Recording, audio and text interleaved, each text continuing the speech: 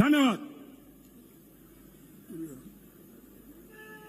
क्या नाम है क्या?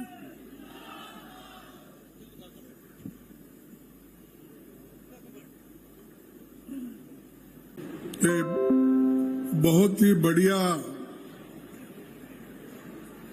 यहाँ पर एक सभा आयोजित किया गया है और इस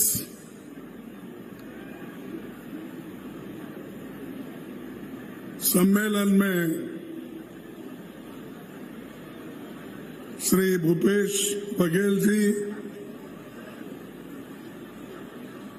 मुख्यमंत्री छत्तीसगढ़।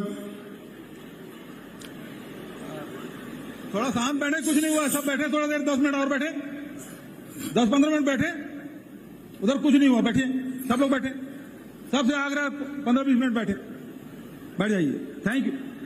सुश्री कुमारी शैलजा जी, माननीय दीपक भाई जो छत्तीसगढ़ के प्रदेश कांग्रेस कमेटी के अध्यक्ष हैं, श्री चरणदास महंत जी, टी.एस. सिंहदेव जी, ताम्रध्वज साहू जी, श्रीमती रंजिता रंजन जी, चंदन यादव जी, प्रवीण झा,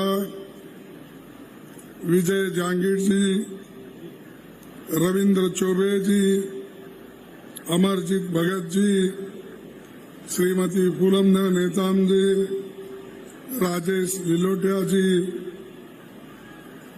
और मंत्रिमंडल के सभी सदस्यों, विधायकों, माताएं, बहनें,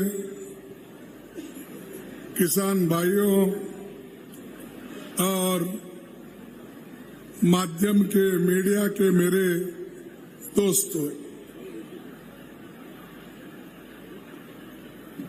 आप सभी लोग इस भरोसा कार्यक्रम में हिस्सा लेने के लिए आए हैं। अभी 10-15 मिनट में हमारा प्रोग्राम खत्म होगा, इसीलिए शांति के साथ आप सुनिए। भूपेश बघेल जी ने शायद एडवांस में सब कुछ दिया है, इसीलिए लेके उठ के जा रहे हैं। अगर थोड़ी देर करते आपको तो कम से कम वो हाथ में मिलने तक तो बैठ जाते थे। लेकिन भाइयों, ये छत्तीसगढ़ मैं अभी उनका स्लोगन सुना कि उन्होंने जय जोहर से शुरू की। जय जोहर। क्या इतने कमजोर है भाई? छत्तीसगढ़ है आपके पास, फिर भी जय जोहर। जय छत्तीसगढ़ महातारी। ये संस्कार की भूमि राजनांदगांव की पावन धरा को मैं प्रणाम करता हूं। महंत घासीदास ठाकुर प्यारेलाल सिंह, कुंज बिहारी चौबे, जिले के निर्माता स्वर्गीय किशोरीलाल शुक्ल, स्वतंत्रता सेनानी कन्हैया लाल जी, इन सभी को मैं नमन करता हूं, जो 100 साल के यशस्वी जीवन के बाद कन्हैया लाल जी अपने समय पहले ही दिवंगत हुए थे। ये राज गुरु घसीदास की, शहीद वीर नारायण जी की धरती है और रविशंकर शुक्ला जी जैसे कई एक दिग्गज नेताओं की ये भूमि है। यहाँ हमारी पीसीसी बिल्डिंग का उद्घाटन मैं सुना 1939 में सरदार पटेल ने अपने हाथों से किया था। ये इतिहास है। छत्तीसगढ़ का इतिहास ये बलिदान का इतिहास है। ये भाईचारा और सांप्रदायिक की धरती है और सद्भाव की धरती है। 13 अगस्त 2023 को जानगिरी में भरोसे का सम्मेलन में मैं आया था। अभी आते वक्त उनको पूछा, मिनी माता जी की याद में वहां पर एक मेडिकल कॉलेज खोलने का उन्होंने घोषणा की थी, तो मैंने पूछा वो कब हो रहा है। तब उन्होंने कहा कि और 2 मेडिकल कॉलेज आने वाले हैं, उसी के साथ हम मेडिकल कॉलेज वहां उनके याद में करेंगे। ये भूपेश जी ने मेरे को भरोसा दिया और आप भी भरोसे पे जी रहे, मैं भी वही भरोसे पे जी रहा हूं कि ये देंगे। मेरी सरकार आएगी जल्दी। फिर से मैं यहाँ आके जो उत्सव मनाऊंगा कि इतने सारे हमारे लोग एक होकर कांग्रेस पार्टी के सरकार को फिर से छत्तीसगढ़ में लाएंगे। और ये कहने की बात नहीं है। जो चीफ मिनिस्टर ने और उनके मिनिस्टरों ने सभी मिलके जो जनता के लिए काम किए हैं, कर रहे हैं, शायद इसके पहले किसी ने भी छत्तीसगढ़ में इतने काम नहीं किए। जो भरोसा उन्होंने किया वो भी निभाया और आगे जो दे रहे हैं वो भी हम निभाएंगे, कांग्रेस पार्टी निभाएगी। तो इसलिए कांग्रेस पार्टी के ऊपर आप भरोसा रखिए। ये गरीबों की सरकार है, दलितों की सरकार है, पिछड़ों की सरकार है और शेड्यूल ट्राइब की सरकार है और छोटे छोटे किसानों की सरकार है। इसीलिए यहाँ पर लोग बहुत ही एक इनोसेंट है। वो हमेशा अपने काम में ही मशरूफ रहते हैं, किसी के तरफ ज्यादा दूसरे चीजों को ध्यान नहीं देते। ये मोदी जी का गुजरात मॉडल नहीं है, ये कांग्रेस पार्टी का, भूपेश बघेल का और उनके मंत्रिमंडल का मॉडल है। और वो शायद यहां पर आकर देखेंगे, क्योंकि उनको देखना चाहिए। सिर्फ भाषण करके जाते हैं। मोदी साहब आते हैं तो भाषण करके जल्दी चले जाते हैं और वो भी अकेला भाषण करते हैं। आपने तो 3, 4, 5 लोगों को चांस दिया, ये बड़ी बात होगी। लेकिन मोदी जी किनको बोलने का चांस नहीं देते, किसकी बात भी सुनते नहीं। आते हैं सीधे माइक पर ठहरते हैं। पहले भाइयों और बहनों बोलते थे, अब मेरे परिवारजनों बोल रहे। ये नया स्लोगन शुरू हुआ, मेरे परिवारजनों, ये कहकर लोगों को संबोधित करते हैं और आज वो लोग उस ढंग से चल रहे हैं। अब आजकल नड्डा साहब भी आ रहे थे शायद आपके पास, शाह साहब भी आ रहे हैं, चुनाव में सभी आ रहे हैं। चुनाव के पहले कभी लोगों की हालात पूछने के लिए आए नहीं और लोगों को क्या केंद्र सरकार से देना इसके बारे में कभी कोई पूछा नहीं। अगर वही रमन सिंह की सरकार होती तो जो पूछते वो देते, लेकिन वो बांटते नहीं थे, वो सिर्फ अपने लोगों में बांट के खाते थे। तो ये अगर ये गरीबों की सरकार है, गरीबों तक पहुंचती है, तो इसीलिए इधर उनका ध्यान नहीं है। गांधी जी ने एक बार कहा था, मैं ऐसे भारत को निर्माण के लिए कोशिश करूंगा जिसमें गरीब से गरीब आदमी भी महसूस करे कि ये देश उनका है। छत्तीसगढ़ सरकार ये गरीबों की सरकार है और यहां पर नेचुरल रिसोर्सेस, किसान भी आज यहां पर बहुत आगे बढ़ रहा है। अभी उन्होंने कहा, एक जमाना था कि बहुत कम धान किसानों के पास खरीदा जाता था। अब वही किसानों के पास 1,07,000 टन 1,07,000 टन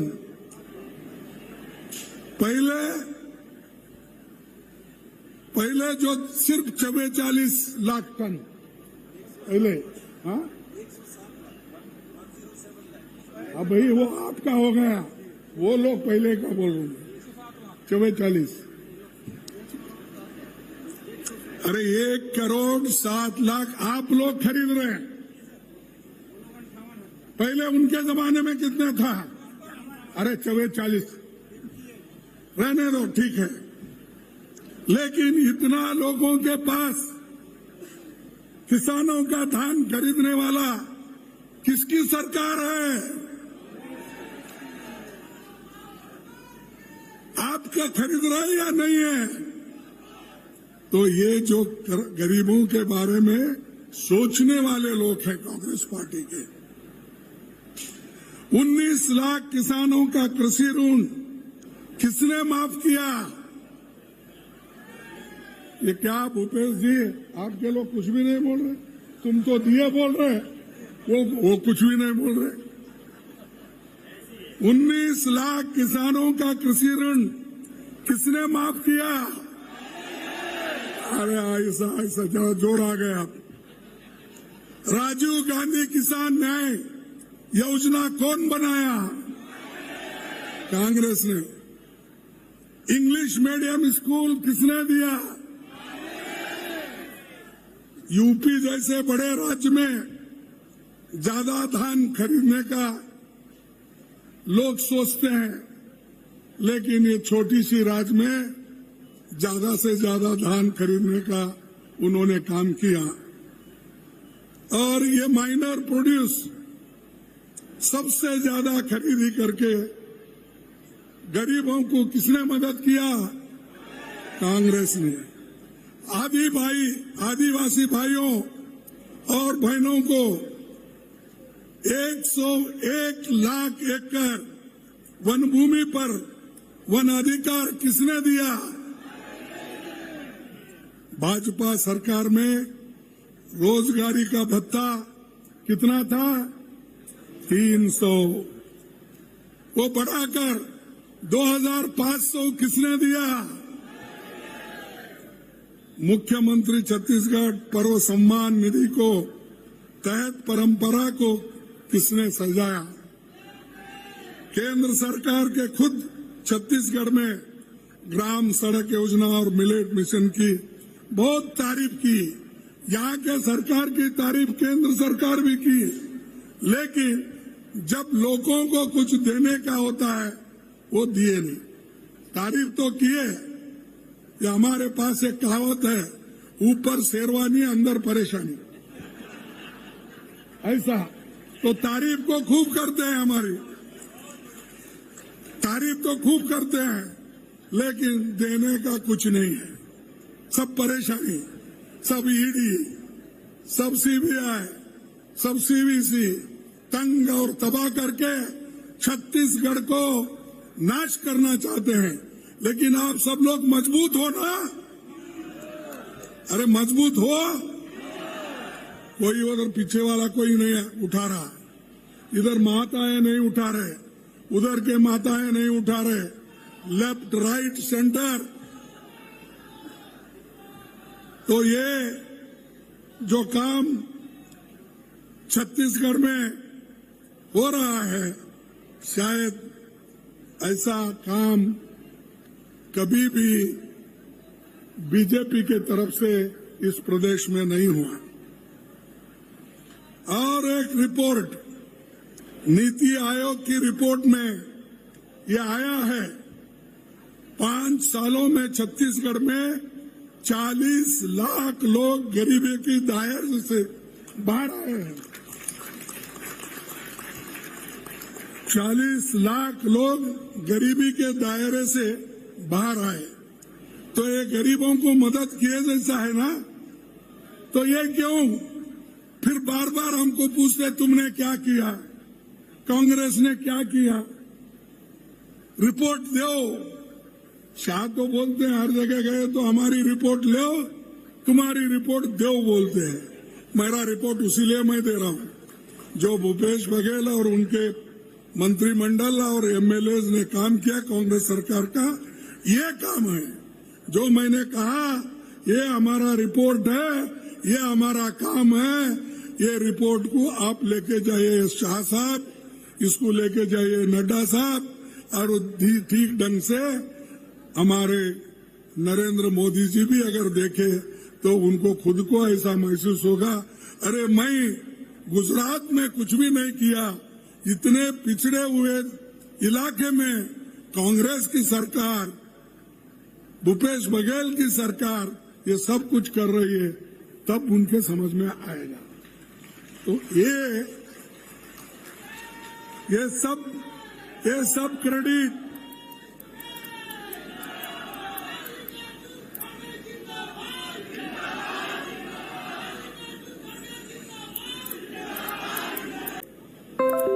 वो दे रहे नहीं, और ऊपर से कहते हैं हम सब कुछ जो मिलना है दे रहे हैं।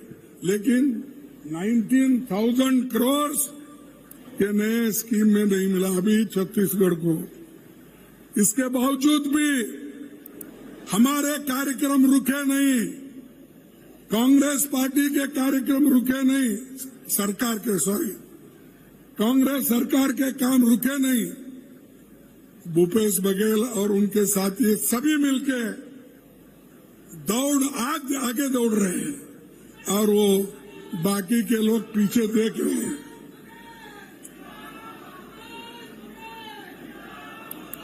और एक दुख की बात है, मेरे को ये छत्तीसगढ़ बड़ा महत्वपूर्ण है मेरे लिए, क्योंकि मैं जो चुना गया हूं अध्यक्ष, वो छत्तीसगढ़ के लोगों के आशीर्वाद से, और यहीं पर सेशन हुआ, मैं कामयाब हुआ। सोनिया गांधी जी, राहुल गांधी जी सभी ने मिलके, और आप सब लोगों ने मिलके मुझे यहाँ पर रायपुर में आपने चुना। आज मैं अध्यक्ष जो हूँ ये रायपुर के लोगों के वजह से, छत्तीसगढ़ के लोगों की वजह से। लेकिन जब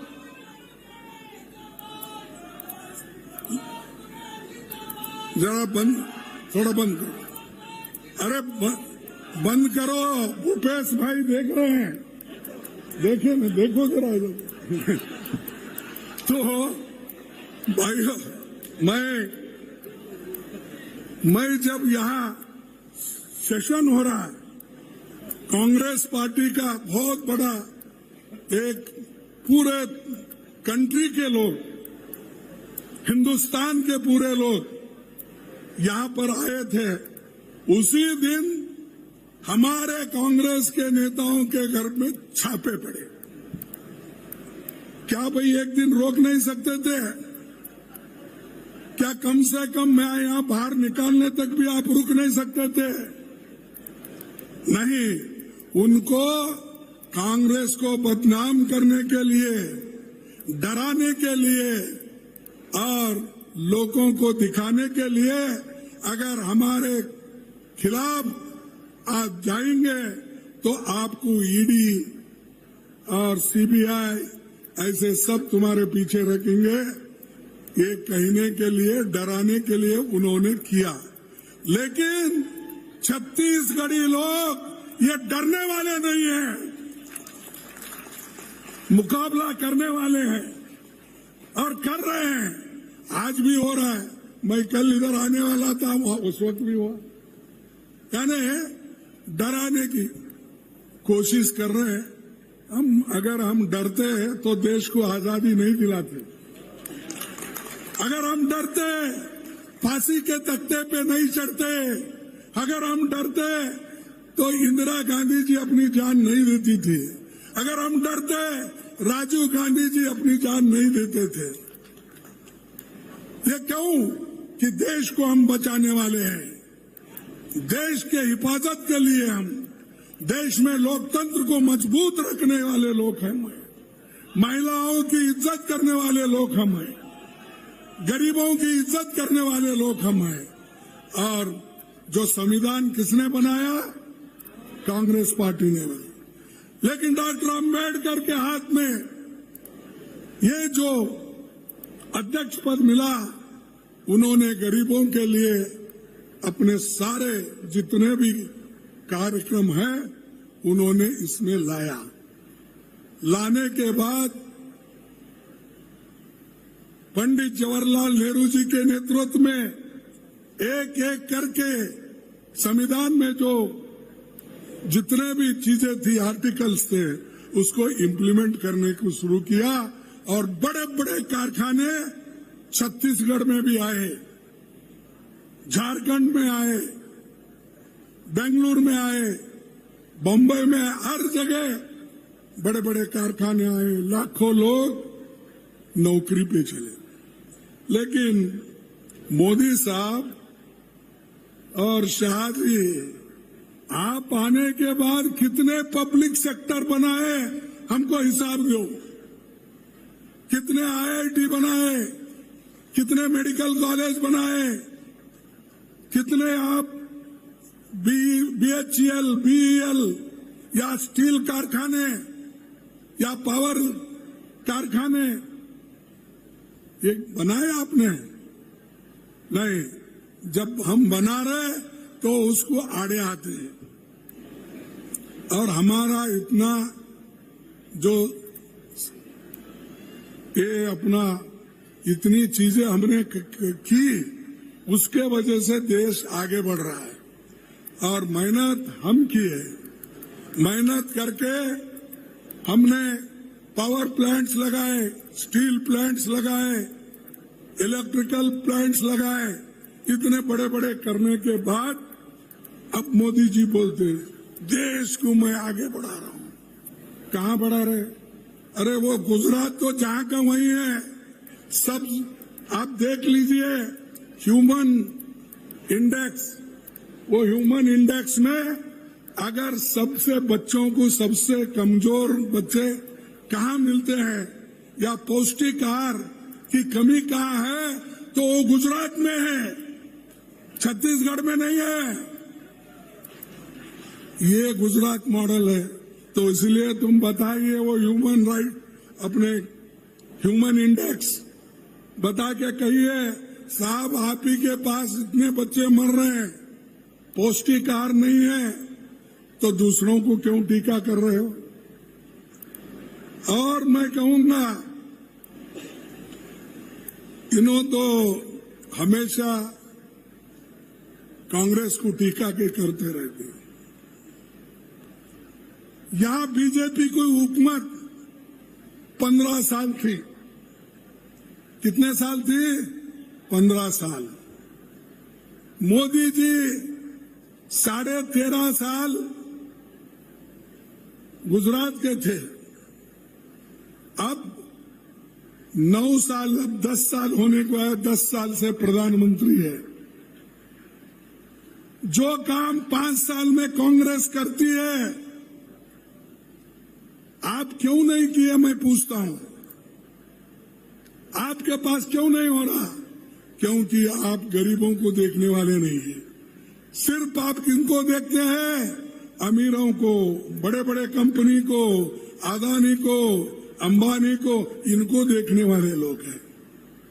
हमारे तरफ झांक के भी नहीं देखते और ऊपर से कहते हैं हम गरीबों की भलाई के लिए सब कुछ कर रहे हैं। तो इसीलिए भाइयों, मैं आपसे यही कहूंगा कि हमको बड़ा जागृत रहना चाहिए। और आजकल सबको फंसा रहे, जो लिखेगा उनके खिलाफ उसको भी, जो पेपर में लिखेगा, टीवी में बोलेगा या बाहर बोलेगा, उस सब को या तो नोटिस देते, अंदर डालते, डराते। तो ये लोग किसी को अपना एक सपोर्ट करके वो लोगों का मदद करने वाले नहीं है। इसीलिए वो क्या करते हैं, हर जगह तलाश कर रहे हैं। किसकी लाल डायरी बोलते हैं, किसकी नीली डायरी, किसकी पीली डायरी, कुछ ऐसा बोलते हैं। और ऐसा ही एक छापा जो जर्नलिस्ट के घर पे पड़ा, तो उन्होंने एक बात लिखी, हर घर की तलाशी का हुक्म होगा। हर घर की तलाशी का हुक्म होगा। कौन करेंगे? मोदी करेंगे। तलाशी लो बोल के हर घर की तलाशी का हुक्म होगा। अब हर सेक्स के किताबें जब्त होगी, वे सब पकड़े जाएंगे शरीक जुर्म में। जिनकी जेब से कलम बरामद होगी वही चोर, ये समझ जाएंगे। जिसके जेब से कलम भी अगर मिली तो उसको बोलेंगे चल ईडी, चलो आगे। अरे ऐसी सरकार आज है। इसको हटाना और इसको अपने अगर जगह पे, ठिकाने पे अगर आप नहीं रखेंगे तो देश बर्बादी की ओर चलेगा। देश में डेमोक्रेसी नहीं रहेगी और देश में जो संविधान गरीबों के लिए डॉक्टर बाबा साहब अम्बेडकर ने मेहनत करके बनाया है, वो भी नहीं रहेगा। और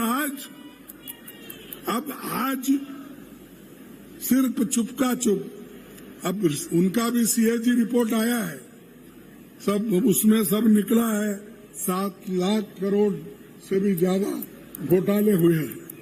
7 लाख करोड़। और हमको डराते हर मीटिंग में, कहीं भी जाओ 2G का क्या हुआ, कॉल का क्या हुआ, उसका।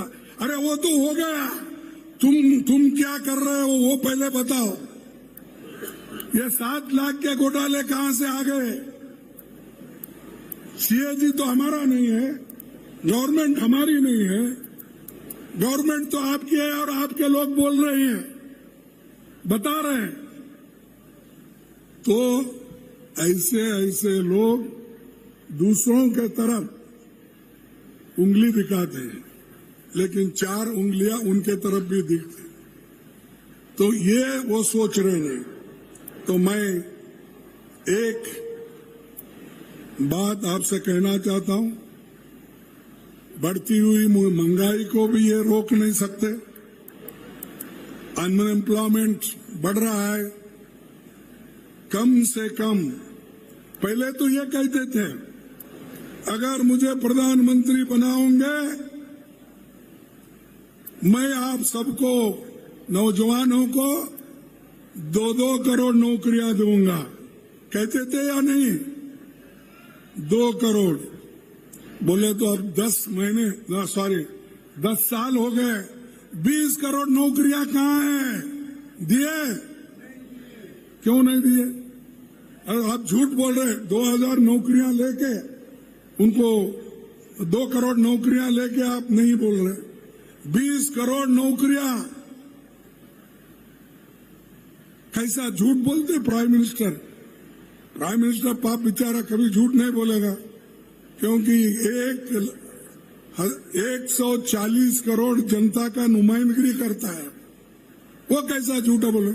बराबर 20 करोड़ लोगों को नौकरी मिली होगी। 15 लाख रुपए कालाधन बाहर से लाके देने वाले थे, वो मिला क्या? वो भी नहीं मिला। तो आप बदनाम कर रहे मोदी जी को। आप बेचारा वो इतनी कोशिश करके बोला, वही तो झूठ बोल रहे। हम झूठ बोले होंगे, लेकिन वो नहीं झूठ बोलता ना। ये ऐसा ही उनके पूरे वायदे। किसानों का दाम दुगना होगा, हो गया। अरे जो भूपेश बघेल ने दिया उतना ही बड़ा, लेकिन उन्होंने क्या दिया? तो ये चीजें, अनएम्प्लॉयमेंट, महंगाई, ये सारी चीजें आज हमारे सामने है। इसे हमको काम करना है। और हमारी सरकार आज भी जो अनएम्प्लॉयड ग्रेजुएट है उनको सरकार के ओर से कितना दे रहे? 2500 हमारी सरकार दे रहे। उनके पास कोई युवकों के लिए योजना नहीं है। पहले तो खूब बोले, वोट बटोरे, चुन के आए, चुन के आने के बाद वो दिल्ली में, हम सब लोग गली में, देहातों में ही रह गए। मणिपुर में दंगे चल रहे, वह मणिपुर के तरफ झांके नहीं, देख रहे नहीं। और यहाँ G20 का ये चल रहा है। हर जगह, हर खंबे को उनका ही फोटो है। मैं बोला, लोगों को याद दिला रहे क्या? क्योंकि जितने खंबे हैं दिल्ली में, हर खंबे के ऊपर मोदी का फोटो। उनके कोई मिनिस्टर का भी नहीं, एक आधा भी। अच्छा, महात्मा गांधी जी का नहीं है, जवाहरलाल नेहरू जी का नहीं है, किसी का नहीं है, सिर्फ मोदी अकेला। यानी मोदी क्या गुत्ता लिए क्या इस देश का? बने प्राइम मिनिस्टर, लेकिन उसका मतलब ये नहीं सब कुछ उन्हीं का है। और 2024 में हम एक संगठन बनाकर काम कर रहे हैं इंडिया के नाम से। वो इंडिया का नाम रखते ही ये बीजेपी वालों को क्या हुआ मुझे मालूम नहीं, भारत रखो बोले। अरे भाई, संविधान में है इंडिया मीन्स भारत। ये तो बाबा साहब ने आर्टिकल 1 और सब क्लास 1 में लिखा है। फिर क्यों झगड़ा भाई? हम कोई बोलते हैं तो आप लोग उसको हमको कहते हैं कि हम विरोधी है भारत बोलने का। अरे भारत से तो हम इतना प्रेम करते हैं, उस शब्द से कन्याकुमारी से कश्मीर तक जो राहुल जी ने पैदल चले, उसका नाम क्या था? भारत जोड़ो। अरे भारत जोड़ने में हम लगे हैं, उसके टुकड़े टुकड़े करने में आप लगे हैं। ये है 4500 किलोमीटर राहुल गांधी चले। तुम कहाँ चल रहे हो? सुबह वो टीवी में तो बताते हैं उनको, इधर से उधर से इधर फिरने का। अब देखे होंगे। तो हमको सिखाते हो भारत बोलो, भारत बोलो। अच्छा, हमको सिखाने वाले आपने क्या किया मैं बताऊंगा आपको।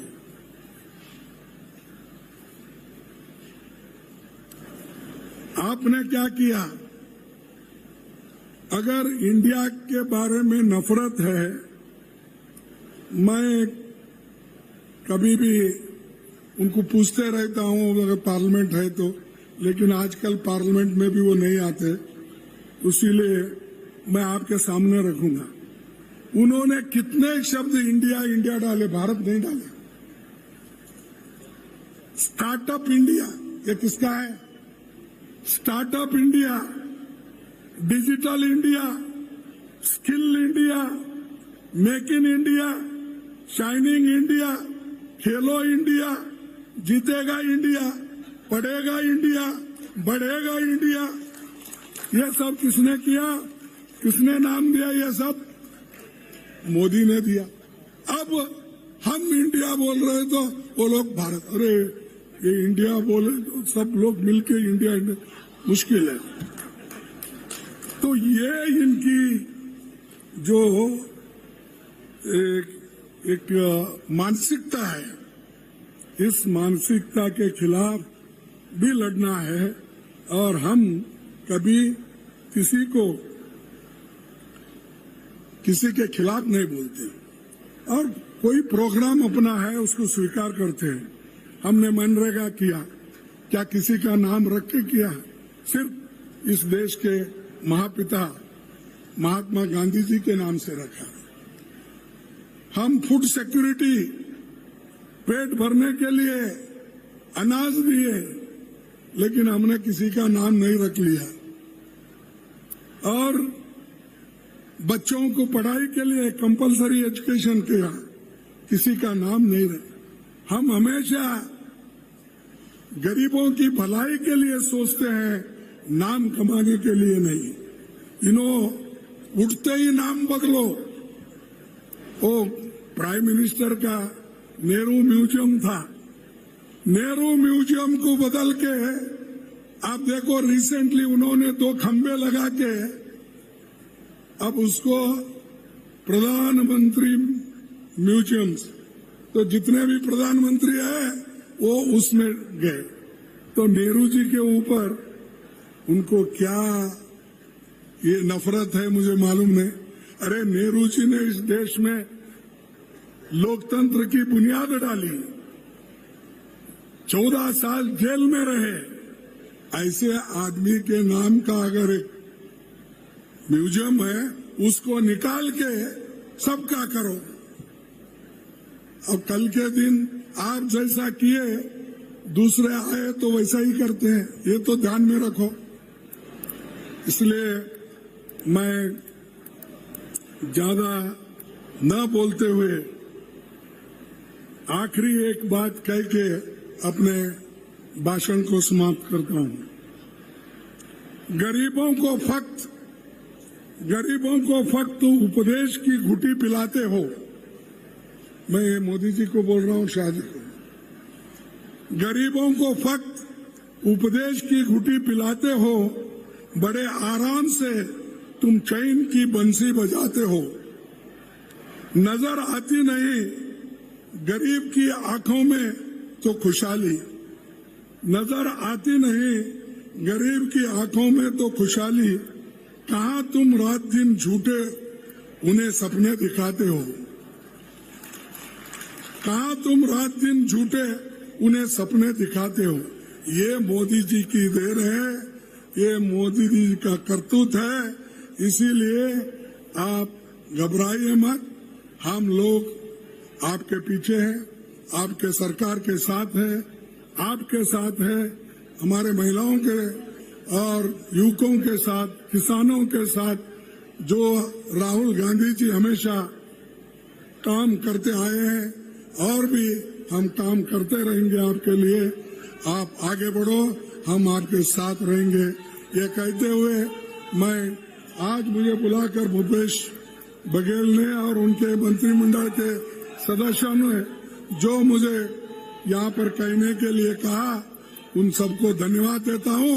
आपको भी धन्यवाद देता हूँ।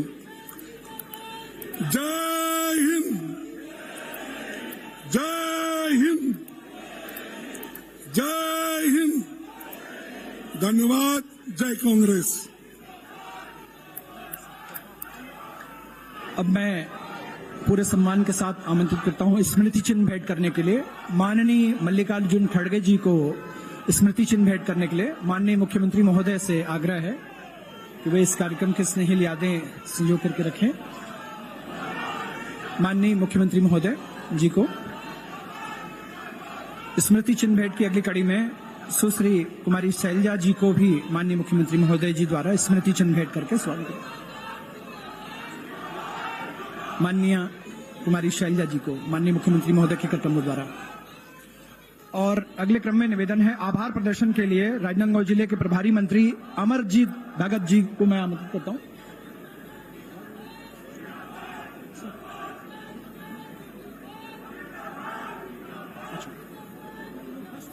यस